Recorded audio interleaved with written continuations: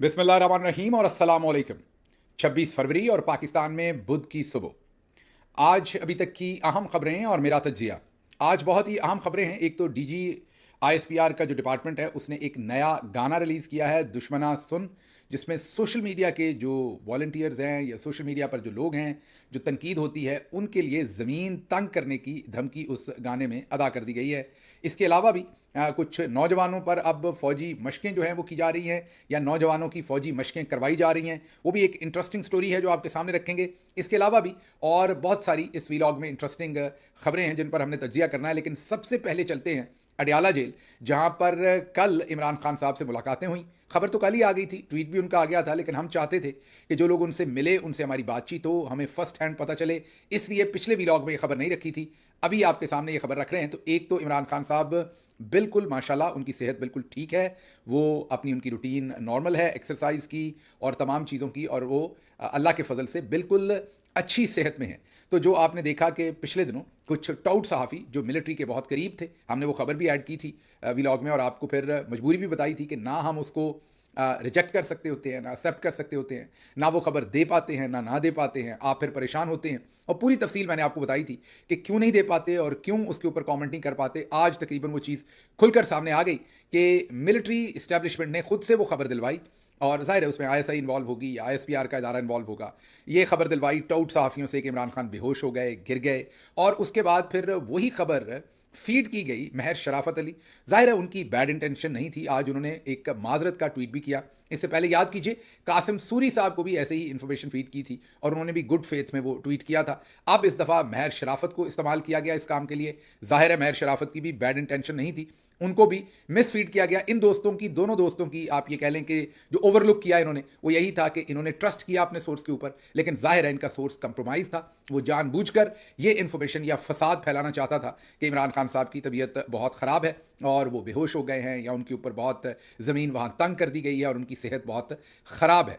मैंने उस दिन भी आपको पिछले व्लॉग में बताया था कि हमारी सिचुएशन बहुत टाइट हो जाती है जब ऐसी खबर आती है। अगर हम उस पर कमेंट ना करें तो आप सोचते हैं हमने कमेंट नहीं किया, अगर हम करें तो जाहिर है हमारे पास हतमी इन्फॉर्मेशन नहीं होती जब तक कि इमरान खान साहब की फैमिली, जैसे कि उनकी हमशीरा अलीमा खानम साहबा या उनकी दूसरी बहनें या उनके वकला मिलकर अंदर से कोई बात ना बताएं। तो अमूमी तौर पर ये चीज़ें गलत फीड होती हैं। मेरी आपसे भी गुजारिश है कि जब ऐसी खबरें ये जानबूझकर फैलाते हैं तो सब्र का दामन हाथ में रखा कीजिए। मुश्किल वक्त है, जाहिर है इसमें ये भी नहीं कह सकते होते जब ये खबर आती है तो कोई भी हौसला करके ये भी नहीं कह सकता कि ये बिल्कुल झूठ है, हालांकि पता होता है कि ये खबर झूठ है, लेकिन कह इसलिए नहीं सकते होते उस वक्त कि इनका क्या पता कब इन्होंने क्या कर देना है। तो इसलिए जो अगर कोई कह देगा कि ये झूठ है तो बाद में हम लोग जितने जज्बाती हैं, आपको तो पता है, हमने कहना है कि ये देखिए एक खान साहब की तबीयत असल में ख़राब थी, इन्होंने मिलिट्री इस्टेब्लिशमेंट के कहने पर झूठ बोला कि वो बिल्कुल ठीक है। इसलिए हर शख्स जो है वो बहुत ही एहतियात का दामन हाथ में रखता है और रखना चाहिए भी। तो जिन दोस्तों से माजी में या इस दफ़ा कोताही हुई है, मेरी उनसे भी गुजारिश है कि आइंदा आपने,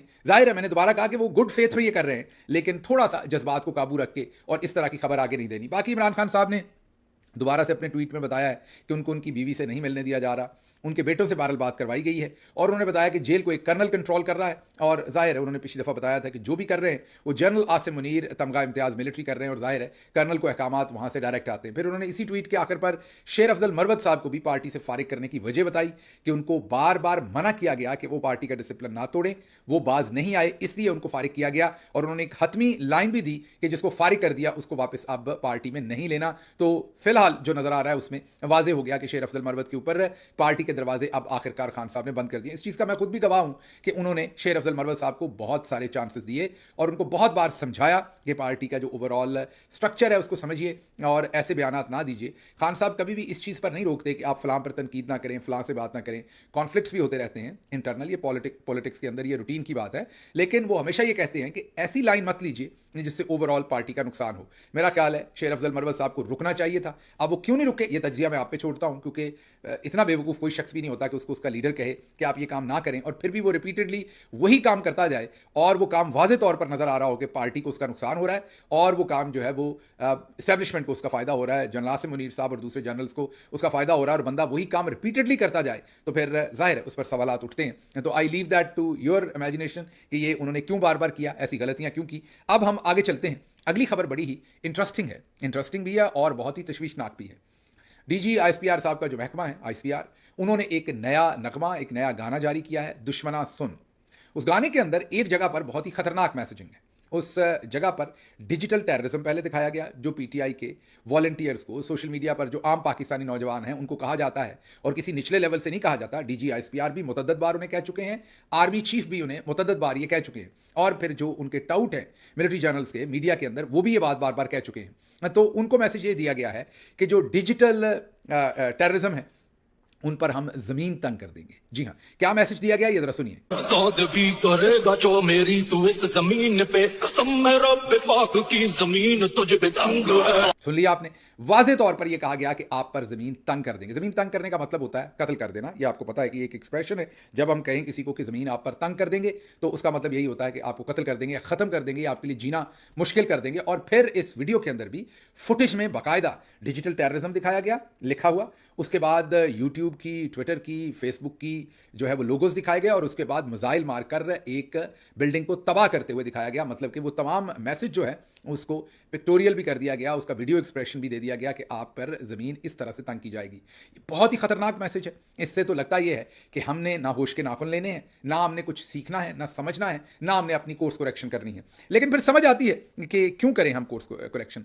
सच्चे भी तो है, सोशल मीडिया ने पहली दफ़ा इलेक्शन में मिलिट्री जर्नल्स को बदतरीन शिकस्त दी। 70 साल में कम अज़ कम इन्होंने ये इमेज बना रखा था कि जिसको हम चाहते हैं बना देते हैं, जिसको चाहते हैं बर्बाद कर देते हैं, जिसको हम चाहते हैं वो जीतता है, जिसको हम चाहते हैं वो फना हो जाता है। यही मिलिट्री एस्टैब्लिशमेंट का पुराना वतीरा भी था, और एक इमेज भी उन्होंने बनाया हुआ था। ये इलेक्शन में 8 फरवरी को सोशल मीडिया ने मलियामेट कर दिया, और जाहिर है उसमें पाकिस्तानी आवाम भी थी, माएँ बहनें सब लोग शामिल थे, लेकिन सोशल मीडिया उसमें हरावल दस्ते में था। फिर सोशल मीडिया ने बयानिए की जंग में मिलिट्री जर्नल्स के बयानिए को शिकस्त दे दी। फिर सोशल मीडिया ने जो रेड लाइन लगाई गई थी इमरान खान पर, उसको मिटाकर दिखाया, और आज हर तरफ इमरान खान ही है सिर्फ, बल्कि अब तो एस्टैब्लिशमेंट को भी बार बार उन्हीं के बारे में बात करनी पड़ती है। सोशल मीडिया ने हर झूठ को, हर झूठे बयानिए को, हर वो इद्दत निकाह के केस के मामले पे हो, वो अलकादर ट्रस्ट केस हो, वो तोशाखाना केस हो, वो मरियम नवाज का झूठा इमेज हो, वो चोलिस्तान का मामला हो, वो मेला मवेशियाँ हो, या और दूसरे मामला लम्स के हों या दूसरे हों, सोशल मीडिया ने हर झूठ को जो है वो एक्सपोज कर दिया। यहाँ तक कि सोशल मीडिया ही आपको बताता है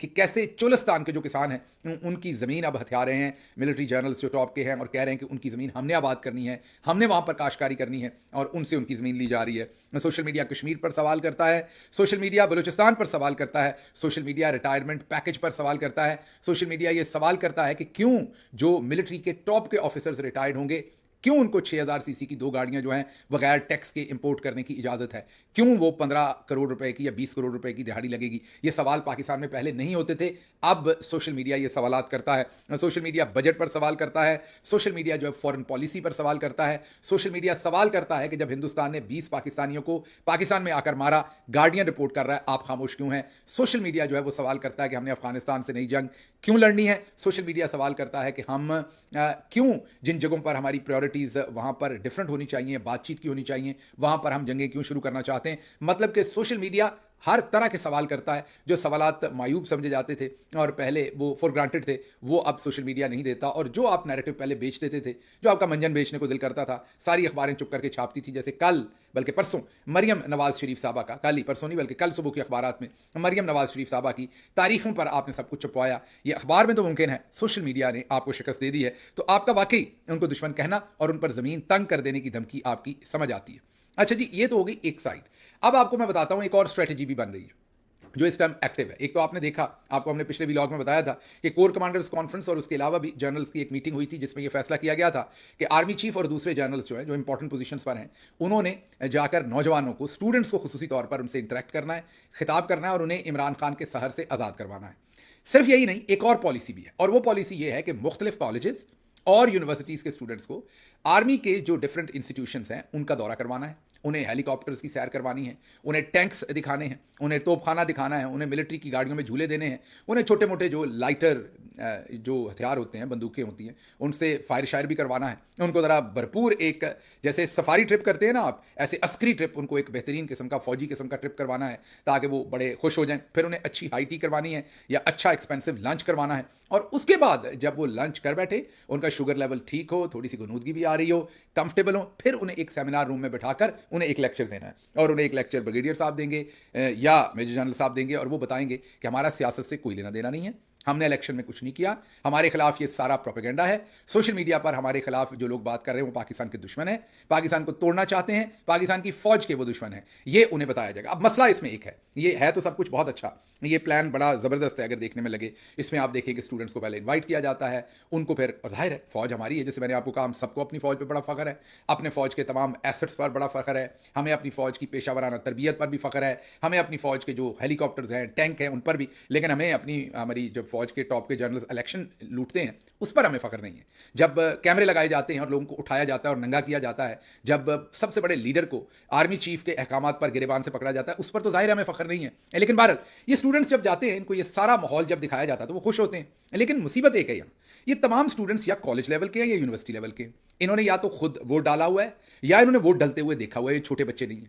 اب جب سب کچھ کرنے کے بعد بات یہاں سے شروع کی جاتی ہے کہ ہمارا سیاست سے کوئی تعلق نہیں ہے, تو وہ جو رشتہ آپ کا بن رہا ہوتا ہے نا, جو آپ نے انہیں کاربس بھی کھلائے ہوتے ہیں, پروٹین بھی کھلائی ہوتی ہے, فیٹس بھی کھلائی ہوتی ہیں, جھولے بھی دیے ہوتے ہیں, انٹریکٹ بھی کروایا ہوتا ہے, پورا آپ نے ایک ماحول بنایا ہوتا ہے, اور اس کے بعد وہ بڑے کمفرٹیبل ہوتے ہیں, کوزی فیل کر رہے ہوتے ہیں.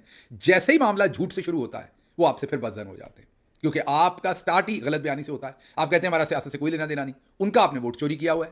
ان سے زیادہ کس کو پتا ہے, انہوں نے اپنی آنکھوں سے دیکھا ہوا ہے 8 فروری 2024 کو آپ کو ان کا ووٹ چراتے ہوئے. اس لیے جب یہ معاملہ وہاں پر جا کے یہ ربط, یہ تار جھوٹ سے جڑتی ہے, غلط بیانی سے, تو پھر ٹرسٹ ڈیفیسٹ آ جاتا ہے. تو اس لیے میں آپ کو پیشگی بتا دیتا ہوں کہ اس پر جتنے بھی نمبر آف آورز آپ ضائع کر رہے ہیں, جتنی بھی انویسٹمنٹ کر رہے ہیں, اس میں سے کچھ نہیں نکلنا. یہ بیانیاں آپ ہار چکے ہیں سوشل میڈیا پر بھی, اور بے شک آپ انگیج کر کے دیکھ لیں. اس کا ایک ہی طریقہ ہے, کوئی اس میں آپ کی بدنامی بھی نہیں.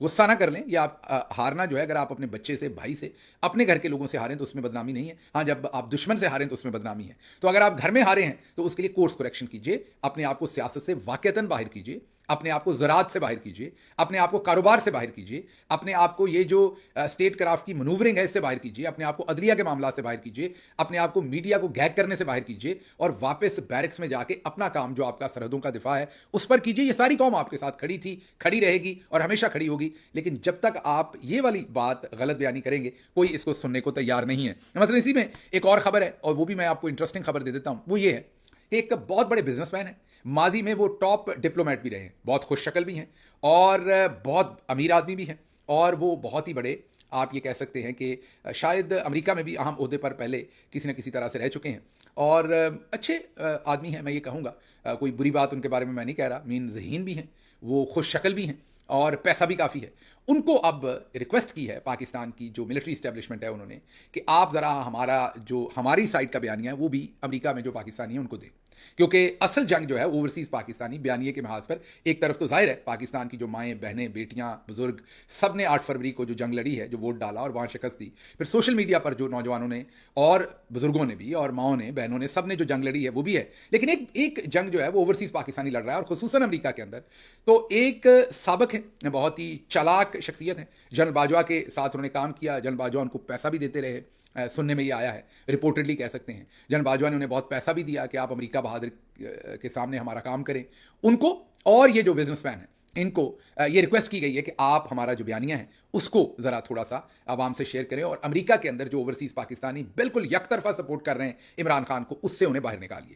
اب میری اطلاعات ہیں کہ اس سلسلے میں امریکہ کی بڑی بڑی یونیورسٹیز میں یا تو کوئی تھنک ٹینک بنائے جائیں گے, یا کوئی چیئرز بنائی جائیں گی آنے والے ٹائم میں, یا کوئی بڑی بڑی کانفرنسز کروائی جائیں گی, یا کوئی پاک پیک کی طرح کا کوئی ادارہ بنایا جائے گا. ابھی مجھے نہیں پتا کیا کیا جائے گا, لیکن یہ سمجھ آ گئی, جو سمجھنے والے ہیں آپ سب کو تو سمجھ نہیں آئے گی. اور میں نام کسی وجہ سے نہیں لے رہا, کسی ڈر کی وجہ سے نہیں لے رہا, لیگل آبلیگیشنز ہوتی ہیں جن کی وجہ سے میں نام نہیں لے رہا. تو لوگوں کو سمجھ آنے والوں کو سمجھ آ گئی کہ میں کس بزنس مین کی بات کر رہا ہوں.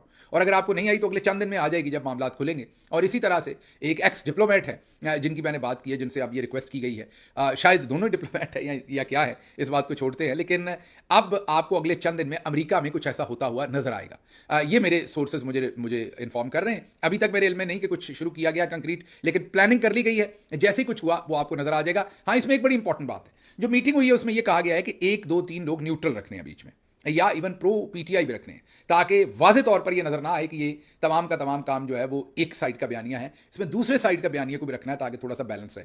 اب دیکھتے ہیں پی ٹی آئی میں سے, یا جو پرو پی ٹی آئی بیانیہ اس میں کرا کس کا نکلتا ہے, وہ کیا محیط پیرزادہ, صابر شاکر, شہباز گل, یا کسی اور کو ایسے کسی تھنک ٹینک یا کسی چیز میں انوائٹ کیا جاتا ہے. دیکھتے ہیں آنے والے دنوں میں کیا ہوتا ہے. فی الحال میرے سورس نے یہ خبر دی تھی تو آپ کے سامنے رکھی ہے کہ یہ اب امریکہ میں یہ کام جو ہے وہ چل نکلا ہے. آنے والے دنوں میں آپ کو کچھ نہ کچھ یا کسی بڑی یونیورسٹی میں تھنک थिंक टैंक बनता नजर आएगा, या कोई बड़ा फोरम पाक पैक की तरह का, या कोई बड़ी कॉन्फ्रेंस, या कोई बड़ा सेमिनार, या कोई बड़ा चेयर, या कोई बड़ा फंड क्रिएट होता हुआ कुछ आपको अगर अगले 15-20 दिन महीने में कोई ऐसी अनाउंसमेंट आती है या पता चलता है तो फिर बाकी बातें आप खुद ही समझ लीजिएगा।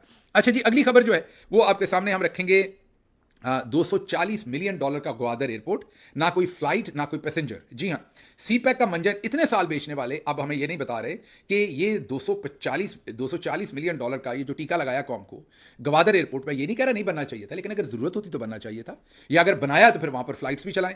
ये अब ना वहां पर कोई फ्लाइट है ना वहां कोई पैसेंजर है, बल्कि वो इलाका गैर बनाया हुआ है, क्योंकि उसकी सिक्योरिटी अब आपने पैसा लगा दिया एयरपोर्ट पर इतना सारा, और अब आपने वहां पर सिक्योर करना है तो किसी को उधर जाने नहीं देते।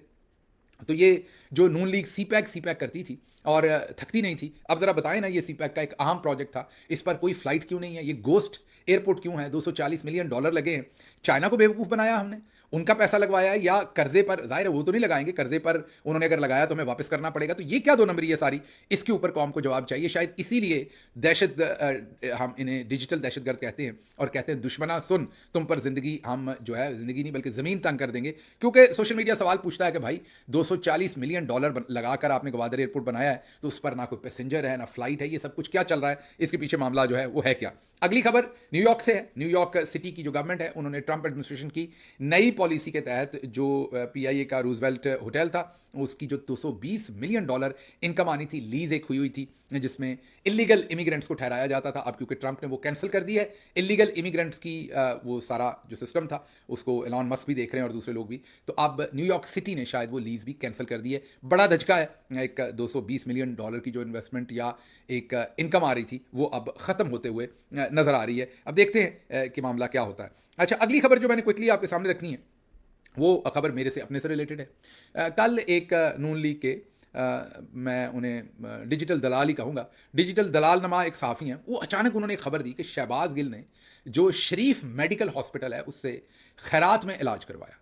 अच्छा, मुझे भी याद ना आया कि मैंने, अल्लाह ने सेहत दी हुई है, कोई ऐसा मामला नहीं कि मुझे शरीफ मेडिकल हॉस्पिटल जाना पड़े इलाज करवाने के लिए, तो मुझे याद आया कि आज से शायद 15, 16 या 18 साल पहले, मुझे अब एग्जैक्टली याद नहीं कितने साल हो गए इस बात को, जब मैंने कॉमसेट्स यूनिवर्सिटी, जो कि एक सरकारी यूनिवर्सिटी है, वो जो साइंस एंड टेक्नोलॉजी की फेडरल मिनिस्ट्री, उसके अंडर ये यूनिवर्सिटी आती है कॉमसेट्स, उसमें जब मैंने अपनी पीएचडी के बाद थोड़ी देर के लिए सर्व किया था और उसमें मैंने असिस्टेंट प्रोफेसर के तौर पर ज्वाइन किया, तो वो बिल्कुल शरीफ मेडिकल कॉलेज कह दिया, मेडिकल हॉस्पिटल जो है रायवंड में, वो कॉमसेट्स भी लाहौर में रायवंड रोड के ऊपर है, और वो दोनों एक दूसरे से कोई 2, 4, 5 किलोमीटर में बिल्कुल करीब है।